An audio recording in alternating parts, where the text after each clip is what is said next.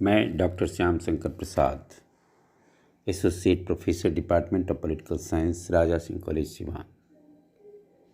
आज जयप्रकाश नारायण जी की समग्र क्रांति की जो अवधारणा थी, उन पर एक व्याख्यान आपके सम्मुख लेकर आया हूँ। जैसा कि हम सभी जानते हैं कि जयप्रकाश नारायण एक समाजवादी विचारक थे, लेकिन वे गांधीवादी भी थे, सर्वोदयवादी भी थे। उनके विचार जो हैं वो काल क्रम में हमेशा बदलते रहे हैं। वास्तव में देखा जाए तो जयप्रकाश नारायण मानवीय गरिमा और मानवीय समानता के पक्षधर थे। वे युवावस्था में सबसे पहले मार्क्स और लेनिन के प्रभाव में आए, समाजवादी विचारों के संपर्क में आए, लेकिन रूस में जो साम्यवादी दल के द्वारा हिंसा, हत्या जो का दौर चला, अत्याचार जो हुआ, लोगों पर मानवता को जिस तरह से रौंदा गया, उससे उनके मन में साम्यवाद के प्रति क्षोभ उत्पन्न हो गया और उन्होंने न्यायपूर्ण व्यवस्था की स्थापना के लिए मार्क्स के बल प्रयोग की पद्धति को नकार दिया और इसकी जगह उन्होंने लोकतांत्रिक पद्धति पर जोर देना शुरू किया। फिर उनका रुख सर्वोदय की ओर गया। विनोबा भावे से मिल करके भूदान आंदोलन और सर्वोदय आंदोलन के प्रति उन्होंने अपने जीवन दान देने की प्रतिज्ञा की। स्वयं को दलगत राजनीति से अलग कर लिया, लेकिन फिर उनके जीवन में 1970 के बाद फिर से एक वैचारिक बदलाव आया और उन्हें महसूस होने लगा कि सर्वोदय से भी व्यवस्था में बदलाव लाना संभव नहीं है। इसलिए अब वे राजनीतिक व्यवस्था और संपूर्ण व्यवस्था में परिवर्तन लाने की बात सोचने लगे। इसे उन्होंने समग्र क्रांति का नाम दिया। इस धारणा के अनुसार समाज की बाहरी संरचना में परिवर्तन लाना ही काफ़ी नहीं है, बल्कि मानवीय चेतना में भी परिवर्तन लाने की ज़रूरत है। हम जयप्रकाश नारायण जी की व्यक्तिगत जीवन के बारे में भी थोड़ा सा जानने की कोशिश करें। जयप्रकाश नारायण जी का जन्म सिताब दियारा, जो अभी उत्तर प्रदेश में है, पहले बिहार का हिस्सा हुआ करता था, वहीं पर 11 अक्टूबर 1902 ईस्वी को हुआ था। वो अपने अध्ययन के लिए कैलिफोर्निया विश्वविद्यालय गए। वहाँ पर जैसा कि बताया जाता है कि उन्होंने श्रमिक लोगों के जीवन का अनुभव करने के लिए, श्रम के महत्व को समझने के लिए तथा अपनी पढ़ाई को जारी रखने के लिए बूट पॉलिश तथा घरों में सफाई जैसे काम भी किए। वहीं पर अमेरिका में ही वे मार्क्सवाद के संपर्क में आए, मार्क्सवादी विचारों के संपर्क में आए। मानवेंद्र नाथ राय से भी उनका संपर्क हुआ। भारत लौटते हैं तो वो गांधी नेहरू के संपर्क में आए और कांग्रेस के भीतर आचार्य नरेंद्र देव जी के सहयोग से कांग्रेस के भीतर ही एक समाजवादी पार्टी बनाई। 1942 के भारत छोड़ो आंदोलन में भी भाग लिए, लेकिन ये 1948 में वो कांग्रेस से बाहर एक भारतीय समाजवादी पार्टी बनाई। इसके बाद लेकिन फिर उनमें एक बदलाव आया और वो दलगत राजनीति से अलग हो गए और विनोबा भावे के आंदोलन से जुड़ गए। फिर वो 1970-72 के बाद फिर समाज में ज़्यादा एक्टिव हो गए। मुजफ्फरपुर में जा कर के नक्सलवादी आंदोलन जो चल रहा था उसको समाप्त कराने की कोशिश की। इनके विचार से बहुत प्रभावित होकर के चंबल के डाकुओं ने, लगभग 400 डाकुओं ने आत्मसमर्पण कर दिया।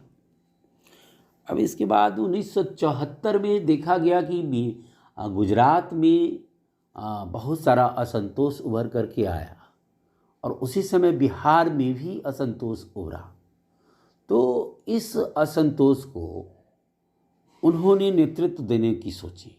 खास करके जो छात्र आंदोलन था, इस छात्र आंदोलन को उन्होंने नेतृत्व देना शुरू किया।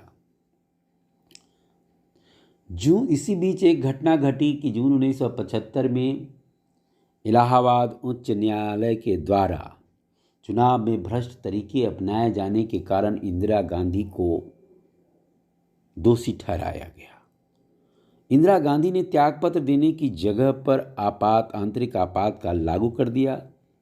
इनको भी जेल में बंद कर दिया। इसके बाद 1977 में आम चुनाव की घोषणा हुई और इस आम चुनाव की घोषणा के बाद, ये मध्यावधि चुनाव की घोषणा के बाद, उन्होंने जनता पार्टी के गठन, प्रचार तथा सरकार बनाने में भी महत्वपूर्ण भूमिका निभाई, सक्रिय भूमिका निभाई। लेकिन इस नई सरकार से भी उन्हें निराशा का अनुभव हुआ। उन्होंने खुले तौर पर कहा कि यह सरकार भी जन आकांक्षाओं पर खड़ी नहीं उतरी है और ये जो है जनता को अपनी शक्ति से सरकार तथा सरकार को जनशक्ति से उन्होंने परिचित कराया। इस तरह से फिर 1979 में उनका निधन हो गया। वास्तव में 1975 के बाद से ही उनके स्वास्थ्य में गिरावट आने लगा था और 1979 में उनका निधन हो गया। अब हम जयप्रकाश नारायण जी का जो समग्र क्रांति का अवधारणा है उन पर दृष्टिपात करें तो इसे हम समग्र क्रांति की अवधारणा को 4 मुख्य तत्वों में बांट करके देख सकते हैं। पहला जो है वो लोकतंत्र को उसकी वास्तविक शक्ति लौटाना, दूसरा सत्ता का विकेंद्रीकरण, तीसरा ये जो समाज में अनेक तरह के जो बुराइयां हैं, जैसे दबंगों द्वारा किसी की ज़मीन पर कब्जा कर लेना, मजदूरों को उचित मजदूरी नहीं मिलना, दहेज, ऊंच नीच का भेदभाव, इन सब, और साथ ही साथ लोक शक्ति को जागृत करने की ज़रूरत है। ये जो वास्तव में जो समग्र क्रांति की जो अवधारणा है, इसका प्रतिपादन जयप्रकाश नारायण जी ने 1974-75 में जो वो आंदोलन को नेतृत्व दे रहे थे, बिहार के आंदोलन को नेतृत्व दे रहे थे, उसी दरमियान उन्होंने इस समग्र क्रांति की धारणा का प्रतिपादन किया। समग्र क्रांति से जयप्रकाश नारायण जी का अभिप्राय यह था कि व्यवस्था में मूलभूत परिवर्तन लाया जाए। व्यवस्था का मतलब ऐसी व्यवस्था हो जो सामाजिक और आर्थिक न्याय पर आधारित हो। 1974 में अपने एक भाषण में उन्होंने समग्र क्रांति के बाद स्थापित व्यवस्था की व्याख्या के बारे में कहा था कि यह एक ऐसा लोकतांत्रिक समाज होगा जिसमें प्रत्येक नागरिक श्रमिक होगा और प्रत्येक नर नारी में समानता होगी, सबको समान अवसर प्राप्त होंगे, व्यक्तियों की आय में इतना अधिक अंतर नहीं होगा कि वर्ग भेद खड़ा हो जाए, सारी संपत्ति का स्वामी समाज होगा, प्रगति योजनाबद्ध होगी, श्रम आनंद से समन्वित होगी, जीवन आर्थिक दृष्टि से संपन्न, संपूर्ण और सुंदर होगा।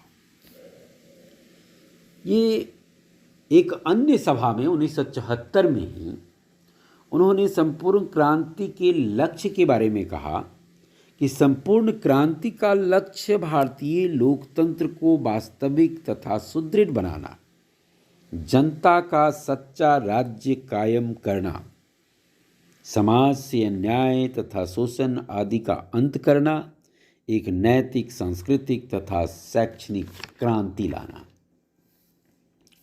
ऐसा उन्होंने समग्र क्रांति का लक्ष्य दिया।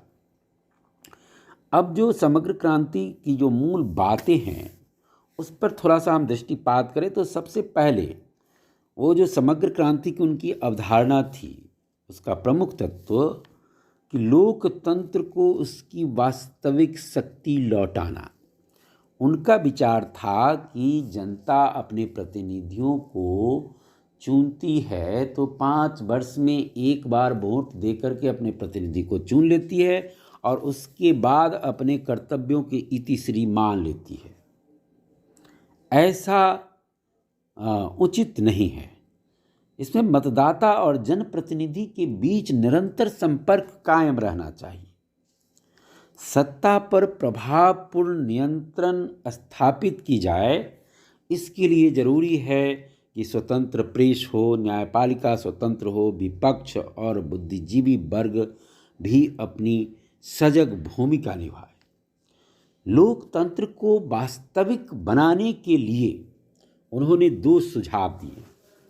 पहला सुझाव उन्होंने दिया कि जन समितियों की स्थापना की जाए।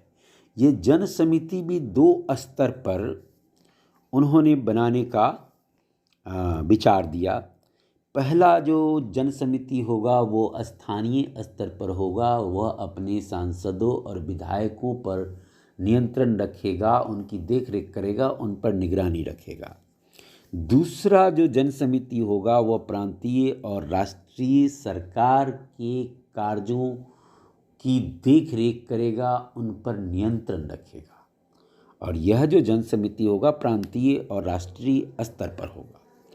दूसरा सुझाव उन्होंने दिया प्रत्याह्वान का, यानी रिकॉल का। यानी रिकॉल की व्यवस्था के द्वारा ये यदि कोई जनप्रतिनिधि अपने कार्य सही तरीके से नहीं कर रहा है, ईमानदारी से नहीं कर रहा है, तो ऐसे प्रतिनिधियों को वापस बुलाने का अधिकार जनता के पास होना चाहिए। इसी व्यवस्था को उन्होंने रिकॉल या प्रत्याह्वान की व्यवस्था का नाम दिया। उनकी समग्र क्रांति की अवधारणा का दूसरा तत्व है कि सत्ता का विकेंद्रीकरण। उनका कहना था कि जब तक सत्ता का केंद्रीकरण रहेगा, तानाशाही का खतरा बना रहेगा। इसलिए ज़रूरी है कि सत्ता के विकेंद्रीकरण किया जाए और सत्ता के विकेंद्रीकरण के द्वारा ही एक न्यायपूर्ण व्यवस्था की स्थापना संभव हो सकती है। तीसरा जो समग्र क्रांति का तत्व है, यह उनके अनुसार कि समाज में प्रत्येक स्तर पर जो अनीति और अन्याय है उसके विरुद्ध संघर्ष को जारी रखना होगा। जैसे दबंगों द्वारा समाज के कमज़ोर लोगों की भूमिका दखल कर लिया जाता है, या मजदूरों को उचित मजदूरी नहीं दी जाती है, दहेज, सुदखोरी, ऊंच नीच का भेदभाव, ये आदि अनेक सामाजिक समस्याएं हैं। इन समस्याओं का समाधान किया जाना चाहिए। खेती की वैज्ञानिक व्यवस्था की जानी चाहिए, तभी जा कर के समग्र क्रांति की अवधारणा को लाया जा सकता है। साथ ही साथ उन्होंने समग्र क्रांति के लिए कहा कि लोक शक्ति को जागृत करना होगा। उनकी आकांक्षा थी कि विशाल भारतीय समाज जो सदियों से सोया पड़ा हुआ है ना, इसको एक आधुनिक और न्यायपूर्ण ये लोकतांत्रिक समाज में परिणत किया जाए।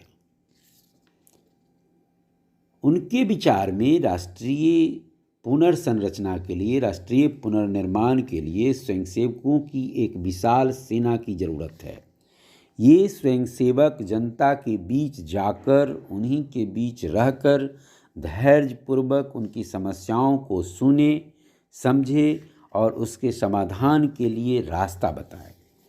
उनका ये विश्वास था कि न तो राजकीय सत्ता न ही राजकीय दल समाज में आधारभूत परिवर्तन ला सकते हैं, बल्कि यह कार्य समर्पित कार्यकर्ताओं की संगठित कार्य शक्ति से ही संभव है। इस संबंध में वो छात्रों की निष्ठा और शक्ति पर ज़्यादा भरोसा करते थे। उन्होंने युवा वर्ग को यह समझाने का प्रयास भी किया कि यह क्रांति शांतिपूर्वक लानी है और समाज की लोकतांत्रिक व्यवस्था एवं जीवन पद्धति को हानि पहुंचाए बिना लानी है। हालांकि जयप्रकाश नारायण जी के इस समग्र क्रांति के विचार को आलोचकों ने कई आधार पर इसका आलोचना किया है और बताया है कि उनका जो समग्र क्रांति और दल विहीन लोकतंत्र की बात है, यह एक आदर्श की दृष्टि से तो सही है, लेकिन व्यवहार में ऐसा संभव नहीं है। दूसरे, यदि रिकॉल की व्यवस्था को लागू किया जाए तो इससे लोकतंत्र को कमज़ोर होगा, लोकतंत्र को नुकसान पहुंचेगा। इन आलोचनाओं के बावजूद भी हम देखते हैं कि जयप्रकाश नारायण जी ने भारत में समाजवादी आंदोलन को एक नई दिशा देने की कोशिश की है। आज की कक्षा में इतना ही। आपने अभी तक यदि मेरे चैनल को सब्सक्राइब नहीं किया है तो इसे प्लीज़ सब्सक्राइब करें, लाइक करें। धन्यवाद।